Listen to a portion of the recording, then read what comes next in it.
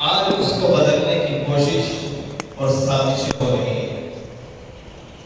جب ہندوستان آزاد ہوا اور ہمارے اکابرین نے اس کو خون دے کر اور جانوں کا نذرانہ پیش کر کے اس ملک کو جب آزاد کروایا اور جب اس ملک کا قانون بنانے کے لیے بڑے بڑے لوگ بیٹھے اور جمعیت علماء کے جیدہ چنیدہ اور بہت بڑے عالم دین اس وقت کے مہاتما گاندھی، نہرو جی اور بڑے بڑے لیڈر جب مل جل کر بیٹھے تو جمعیت علماء کے اکابرین نے ان سے یہ کہا کہ یہ ملک سیکولر ملک بنے گا، کوئی دھارمک ملک بننے نہیں دیں گے اس کو، کیونکہ اس ملک کے اندر مختلف طرح طرح کے پھول اس ملک کے اندر کھلتے ہیں، ہندو بھی رہتا ہے، مسلمان بھی ہے، سکھ بھی ہے، عیسائی ہے، نہ جانے کتنی کمیونٹیاں اس ملک کے اندر رہتی ہیں، اور ہم نے ان سے یہ وعدہ کروا لیا قانون بنانے سے پہلے اور لکھنے سے پہلے کہ ہمیں اپنے مذہب پر عمل کرنے کی مکمل آزادی چاہیے، ہماری مسجدیں محفوظ ہو، ہماری خانقاہیں محفوظ ہو، امام باڑے محفوظ ہو، درگاہیں محفوظ ہو اور ہمارے اوقاف محفوظ ہو، نہیں تو ہم اس ملک کو دھارمک ملک بننے نہیں دیں گے،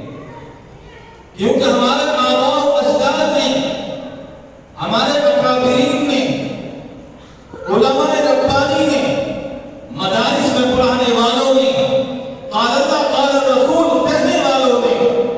اس ملک کے لیے جو قربانی پیش کی ہے شاید کہ کسی نے پیش کی، ہماری 200 سالہ قربانی تاریخ میں زندہ اور تابندہ ہے، 36,000 علماء ربانی نے اس ملک کے لیے اپنی جانوں کا نذرانہ پیش کیا۔ آج آئین کو بدلنے کی کوشش، آج کا نوجوان اگر اس کے سامنے کچھ تقاضا رکھا جائے، ایک بات میں آپ کے دل سے کہتا ہوں، اگر تکلیف میں ہم لوگ مبتلا ہو جائیں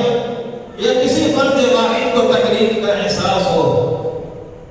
یا اس کے اوپر آفت آ جائے یا مصیبت گھر کا دروازہ دیکھ لے یا کسی انسان کو مشکل میں یا کوئی اس کو تکلیف ہو جائے تو احساس اور پریشانی اس کو ہوتی ہے، اگر مجبوری طور پر آپ کے بھائیوں کے اوپر، مسلمانوں کے اوپر آزمائش کے پہاڑ توڑے جائیں، مصیبت میں اگر وہ مبتلا ہیں، کہ میری اور آپ کی ذمہ داری نہیں ہے کہ ہم ان کے لیے آواز اٹھائیں، کہ ہمارا ان سے کوئی رشتہ نہیں، کہ ہمارا ان سے کوئی تعلق نہیں، آپ سوچتے ہوں گے کہ ہاں ہمارا ان سے کوئی رشتہ نہیں، اگر وہ مصیبت میں ہے تو ہو جائے ہماری ذات پر، ہمارے اوپر کچھ فرق پڑنے والا نہیں، غلط ہے آپ، اللہ کے نبی کا ارشاد ہے کہ دنیا کے کسی بھی کونے کا رہنے والا ایمان والا میرا اور آپ کا بھائی ہے۔ دسمبر کے حالات نہیں دیکھے، پیدائش کے مسلمانوں کے اوپر جو ظلم زیادتی ہوئی وہی نہیں دیکھا، ہلدوانی کے اندر حالات نہیں دیکھے، اور اوقاف کے اوپر جو حملے کیے گئے، قانون بدلنے کی کوشش کی جا رہی ہے۔ ہمارے مسلمان اور نوجوانوں کو تو اوقاف کا مسئلہ بھی معلوم ہے، وقف کس کو کہتے ہیں؟ اگر کوئی 400 سال پرانی مسجد ہے اور یہ وقف کا قانون اگر پاس ہو گیا تو معلوم ہے کہ وہ مسجد محفوظ نہیں رہ سکتی، وہ 400 سال پہلے کاغذ کہاں سے لے کر آئیں گے اگر یہ قانون پاس ہو گیا؟ میرے بھائی مولانا ارشد مدنی 85 سال کی عمر ہے، وہ تو انسان راتوں میں اٹھ کر مظلوم مسلمانوں کے لیے ان کے لیے دعائیں کرتا اور لڑتا۔ 16,000 مدارس کو نوٹس بھیج دیا گیا کہ ہم ان کو بند کریں گے، ان کا رجسٹریشن ختم کریں گے۔ آج یہ مساجد ہیں، آج جو مصلی زندہ ہیں، آج امام موجود ہے، آپ کو متکلم، آپ کو محدث، مفتی اور فتویٰ دینے والا اگر ملتا ہے تو مدرسوں سے ملتا ہے، اگر مدارس ہی بند ہو جائیں گے تو میں اور آپ کیا کریں؟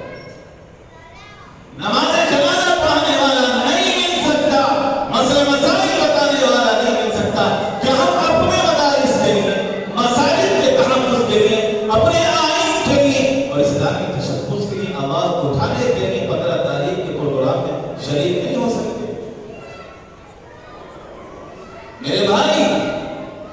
آپ سے پیسہ نہیں مانگا جاتا، کسی چیز کا مطالبہ نہیں،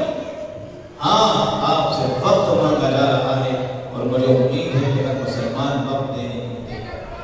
اس مسلمان اس پروگرام کے اندر مولانا ارشد مدنی جو 85 سال کے دلی کے اندرا گاندھی انڈور اسٹیڈیم میں اعلان کیا تھا کہ ہم کعبہ کے اندر 5 لاکھ مسلمانوں کے مجمع کو اکٹھا کریں گے اور وہاں سے آواز اٹھائیں گے اور چیخیں گے، چلائیں گے اور حکومت کے کانوں تک یہ بات پہنچائیں گے کہ مسلمان متحد ہیں اور مسلمانوں کی مرضی کے بغیر کوئی قانون اور کوئی وقف بل پاس نہیں کرا سکتے۔ حساس ہے، سمجھیے، پٹنہ کے اندر پروگرام کیا اور آج ملک کی حکومت 2 بیساکھیوں پر 2 پیروں پر چل رہی ہے۔ اگر کسی ایک نے اپنا قدم کھینچ لیا تو یہ سرکار گر جائے، مگر یہ دونوں حضرات وقف بل پر اور اس قانون کو بدلنے کے لیے حکومت کا ساتھ دے رہے ہیں۔ ہمارا حق بنتا ہے، ہمارے رائٹ سے کہ ہم اپنی آواز کو اٹھائیں قانون کے دائرے میں، کانسٹیٹیوشن کے دائرے میں۔ اگر مسلمان بڑی تعداد میں وہاں اکٹھا ہوگا اور مولانا ارشد مدنی کی آواز میں اور جمعیت کی آواز میں آواز لگا کر بلند کرے گا تو ہو سکتا ہے کہ آپ کے جو چیف منسٹر صاحب ہیں ان کے کانوں تک ہماری آواز پہنچ جائے اور اس بل کو روکنے میں مسلمانوں کا تعاون اور مدد کریں اور یہ کہیں کہ جو قانون پاس ہو رہا ہے سنویدھان کے خلاف ہے اور مسلمانوں کی آتما کو تکلیف دینے والا، ان کی روح کو تکلیف پہنچانے والا، کچھ نہیں مانگا جاتا۔